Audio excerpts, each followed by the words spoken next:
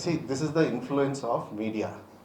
ಯಾವಾಗಲೂ ಕೂಡ ಅದಕ್ಕೆ ನಾನು ಮಾಧ್ಯಮದವರಿಗೆ ನಮ್ಮ ಮನವಿ ಏನು ಮಾಡ್ತೀನಿ ಅಂದರೆ, ನೀವು ಜಸ್ಟಿಫೈ ಮಾಡಬೇಕಾಗ್ತದೆ, ನಮ್ಮ ಜೊತೆಗೆ ಇರಬೇಕಾಗ್ತದೆ, ಸಾಮಾನ್ಯ ಜನರ ಜೊತೆಗೆ ಇರುತ್ತೆ. ಇವತ್ತಿನ ಜಾತಿ ವ್ಯವಸ್ಥೆಯಲ್ಲಿ, ಇವತ್ತಿನ ಒಂದು ಪರಿಸ್ಥಿತಿಯಲ್ಲಿ ಇಂಥ ಸಮೀಕ್ಷೆ ಬಹಳ ಮುಖ್ಯ ಆಗ್ತದೆ. ಇದು ನಾವು ತಂದಿರ್ತಕ್ಕಂಥದ್ದಲ್ಲ. ಸುಮ್ಮನೆ ಒಂದು ಎಕ್ಸಾಂಪಲ್ ಕೊಡ್ತೀನಿ. ಕೃಷ್ಣರಾಜ ಒಡೆಯರು 1990 ಬಿಫೋರ್ ಪ್ರೀ ಇಂಡಿಪೆಂಡೆನ್ಸ್ ಆವಾಗ ತರ್ತಾರೆ, ಅನುಷ್ಠಾನ ಮಾಡ್ತಾರೆ. ಯಾವುದೋ ಒಂದು ಕಮಿಟಿ ಮಾಡ್ತಾರೆ, Miller's committee. I am not very worst with it, but I know about that. ನಾನು ಕೇಳಿದ್ದೀನಿ. ಆವಾಗ ದೊಡ್ಡ ದೊಡ್ಡ ಕೆಲವರು, ನಾನು ಅಂತ ಚರ್ಚೆಗೆ ಹೋಗೋದಿಲ್ಲ ಅದು, ಯಾಕೆಂದರೆ ಚರ್ಚೆಗೆ ಹೋದರೆ ಅದು ಬೇರೆ ರೀತಿ ಹೋಗ್ತದೆ. ಆದರೆ ಹಿ ಸ್ಟ್ಯಾಂಡ್ಸ್ ಬೈ ದ್ಯಾಟ್. ಇಲ್ಲ, ಇದು ಅವಶ್ಯಕತೆ ಇದೆ ನಮ್ಮ ಇವತ್ತಿನ ವ್ಯವಸ್ಥೆಯಲ್ಲಿ ಅಂಥೇಳಿ. ಅದಾದ ಮೇಲೆ ಕ್ರಮೇಣ ಬೇಕಾದಷ್ಟು ಸಂದರ್ಭಗಳಾದಾಗ 1951 ನೆಹರು ಅವರು ಫಸ್ಟ್ ಅಮೆಂಡ್ಮೆಂಟ್ ತಿದ್ದುಪಡಿ ತಂದಾಗ ಎಲ್ಲ ರಾಜ್ಯಗಳಿಗೆ ಆ ಫ್ರೀಡಮ್ ಕೊಡ್ತಾರೆ. ಏನಂತ ಹೇಳಿದರೆ, ನೀವು ಸಮೀಕ್ಷೆನ ಮಾಡಿ to get justice to all community ನೀವು ಮಾಡಬೇಕಿದ್ದನ್ನು ಅಂತ ಹೇಳಿದಾಗ, ಅದಾಗಿ I think supreme court also, ನನಗೆ ಅದು ಜಡ್ಜ್ಮೆಂಟ್ ಗೊತ್ತಿಲ್ಲ, ದಯವಿಟ್ಟು ಕ್ಷಮಿಸಬೇಕಾಗ್ತದೆ, ಎವ್ರಿ 10 years ಇದು ಸಮೀಕ್ಷೆಯನ್ನು ನೀವು ಮಾಡಬೇಕು. ಜಾತಿ ಅಲ್ಲ, ಜಾತಿದು ಅದು ಒಂದು ಭಾಗ ಬರ್ತದೆ ಅದರೊಳಗೆ. ಆದರೆ ಎಕನಾಮಿಕಲ್ ಸ್ಟೇಟಸ್ಸು ಇದೆಲ್ಲದಕ್ಕೂ ಅಲ್ಲ, ಎವ್ರಿ 10 years ಆಗಿಲ್ಲ. ಮೋದಿಯವ್ರು ಬಂದಮೇಲೆ ಒಂದು ನಿಮಿಷ, ಮೋದಿಯವ್ರು ಬಂದ ಅಲ್ಲ, ಕೋವಿಡ್ ಆದಮೇಲೆ ನೆಕ್ಸ್ಟ್ ಡೇ ಏನು ಮಾಡೋಕ್ಕೆ ಏನಾಗಿದೆ ಅಂತ ಇವ್ರಿಗೆ ರೋಗ. ಕೋವಿಡ್ ಯಾವಾಗ? ಕೋವಿಡ್ ಆದಮೇಲೆ ಯಾರು ಜನರು ಬದುಕೇ ಇಲ್ವಂತ. Covid is not a reason. ಕೋವಿಡಿಗೆ ಸರ್ಕಾರ ಸತ್ತೋಗುತ್ತಾ? So this is not allowed. Covid is not a reason. ಯಾವಾಗ ಕೋವಿಡ್ ಆಗಿ ಎಲ್ಲ ಕತೆ ಮುಗಿದಾಗಿರೋದು, ಜನರು ಸತ್ತಾಯ್ತು, ಲೆಕ್ಕನೂ ಸಿಕ್ಕಿಲ್ಲ ನಿಮಗೆ ಅದ್ರ ಬಗ್ಗೆ. ಟೆರರಿಸ್ಟ್ ಬಗ್ಗೆ ಮಾತಾಡ್ತಾರೆ, ಒಳಗಡೆ ಬಿಟ್ಕೊಂಡು ಕಾಶ್ಮೀರಲ್ಲಿ ಏನಾಯ್ತಂತೆ. ಇವಾಗ ಅದು ವಿಜೃಂಭಣೆ, ಪುಸ್ತಕದಲ್ಲಿ ಬೇರೆ ಹಾಕಬೇಕು.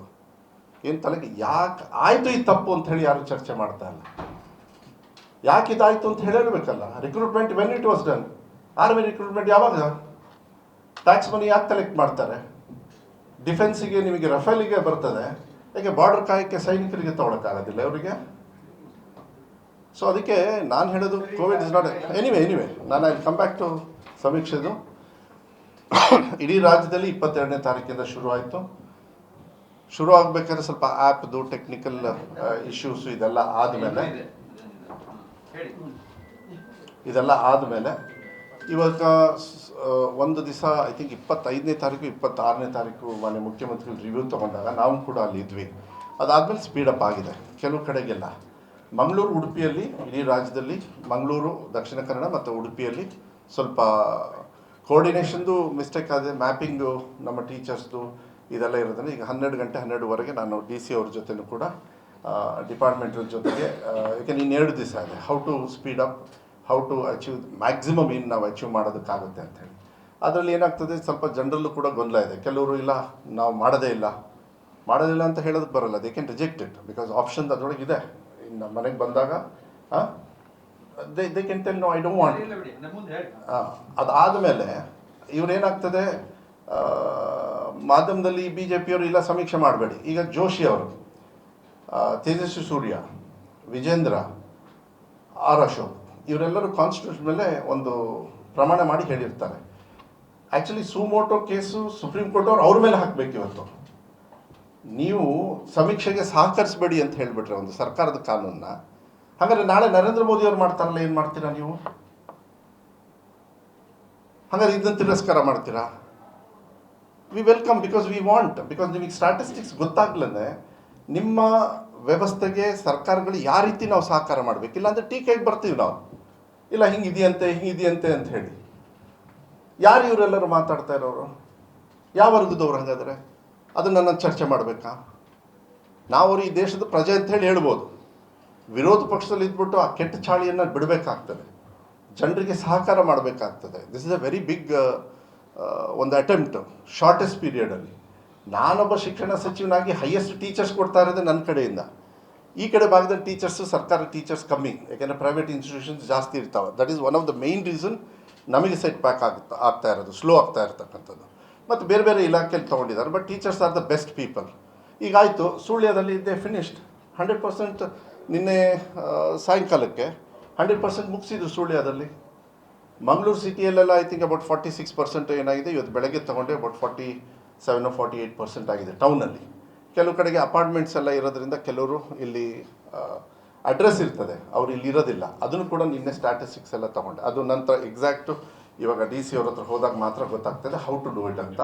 ಮತ್ತು ಮಾನ್ಯ ಮುಖ್ಯಮಂತ್ರಿಗಳು ಆಫೀಸಿಗೂ ಕೂಡ, ಅಂದರೆ ಅವ್ರ ಇಲಾಖೆ, ಹಿಂದುಳಿದ ವರ್ಗದ ಇಲಾಖೆಯವರು ಈ ಸಮೀಕ್ಷೆಯನ್ನು ಮಾಡೋದ್ರಿಂದ ಇಲಾಖೆಯವ್ರ ಸಪೋರ್ಟು, ಈ ಆಯೋಗಕ್ಕೆ ಸಹಕಾರ ಮಾಡ್ತಕ್ಕಂಥದ್ದು ಕೆಲಸವನ್ನು ಇವೆರಡು ಜಿಲ್ಲೆನ ನಾನು ಇವತ್ತು ರಿವ್ಯೂ ತೊಗೊಂಡು ನಾನು ಮನವಿ ಮಾಡೋದು ಏನಂತ ಹೇಳಿದರೆ, ನಮ್ಮ ಸ್ಟೇಟಸ್ನ it might be economical, social and educational ಸಿಸ್ಟಮಲ್ಲಿ ನಾವೇನಾದ್ರು ಸಹಕಾರ ತಗೋಬೇಕಂದ್ರೆ ಎಲ್ಲರೂ ಕೂಡ ಇದಕ್ಕೆ ಪಾರ್ಟಿಸಿಪೇಟ್ ಮಾಡಿದರೆ ಒಳ್ಳೆಯದು ಅಂಥೇಳಿ ನಾನು ಮನವಿ ಮಾಡ್ತೇನೆ. ಯಾಕೆಂದರೆ ಯಾರೋ ಒಬ್ಬರು ತೀಕ್ಷ್ಣವಾಗಿ ಅದು ನಾವು ವಿರೋಧ ಮಾಡ್ತಾರೆ ಅಂಥೇಳಿ ವಿರೋಧ ಪಕ್ಷದಲ್ಲಿ ಕೂತ್ಕೊಂಡು ಅವ್ರಿಗೆ ಉತ್ತರ ಕೊಡೋದಕ್ಕಾಗೋದಿಲ್ಲ.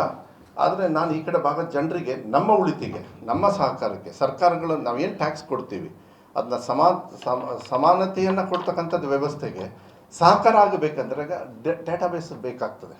ಅದಕ್ಕೆ ನೀವು ಸಹಕಾರ ಮಾಡಿ, ಮಾಧ್ಯಮದಲ್ಲಿ ಟೀಚರ್ಸ್ ಬಂದಾಗೆಲ್ಲ ಅವರಿಗೆಲ್ಲ ಮಾಡಿ. ಯಾಕೆಂದರೆ ಕರ್ತವ್ಯದಲ್ಲಿ ಅವರು ಸರ್ಕಾರಿ ಕರ್ತವ್ಯಕ್ಕೆ ನಿಮ್ಮ ಮನೆ ಬಾಗಿಲಿಗೆ ಬಂದಿರ್ತಾರೆ.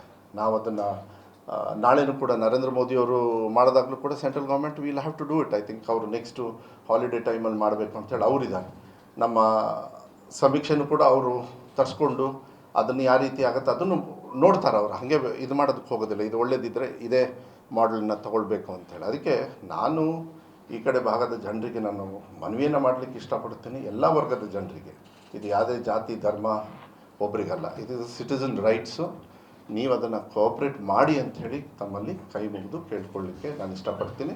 ಮತ್ತು ಶಿಕ್ಷಕರಿಗೂ ಕೂಡ ನಾನು ಧನ್ಯವಾದಗಳು ಹೇಳ್ತೇನೆ. ಪಾಪ ಸ್ವಲ್ಪ ಅವರಿಗೆ ಟಫ್ ಆಗಿದೆ, ಸ್ವಲ್ಪ ಮ್ಯಾಪಿಂಗಲ್ಲಿ ಹೆಚ್ಚು ಕಮ್ಮಿ ಆಗಿರೋದು. ನಿನ್ನೆನೂ ಕೂಡ VCಯಲ್ಲಿ ವಿಡಿಯೋ ಕಾನ್ಫರೆನ್ಸಿಂಗಲ್ಲಿ ನಾನು ಕೂಡ DC ಅವರಿಗೆ ಮಾತಾಡಿದೆ. ಆಮೇಲೆ ಅಧಿಕಾರಿಗಳು ನಮ್ಮಲ್ಲಿ ಏನಾದ್ರು ನಮ್ಮ ಇಲಾಖೆನೇ ಹೆಚ್ಚು ಕಮ್ಮಿ ಅವರು ತಪ್ಪೇನಾದ್ರು ಮಾಡಿದರೆ ಇಲಾಖೆ ರೂಲ್ಸ್ದು ಮರ್ಸಿಲೆಸ್ ಆಗಿ ಅವ್ರ ಮೇಲೆ ಏನು ಆ್ಯಕ್ಷನ್ ತೊಗೊಳ್ಬೇಕು ನೀವು ತೊಗೊಳ್ಳಿ ಅಂತ DC ಅವರಿಗೆ ರೈಟ್ಸು ಕೊಟ್ಟಿದ್ದೀವಿ. ನಾನು already they have started executing.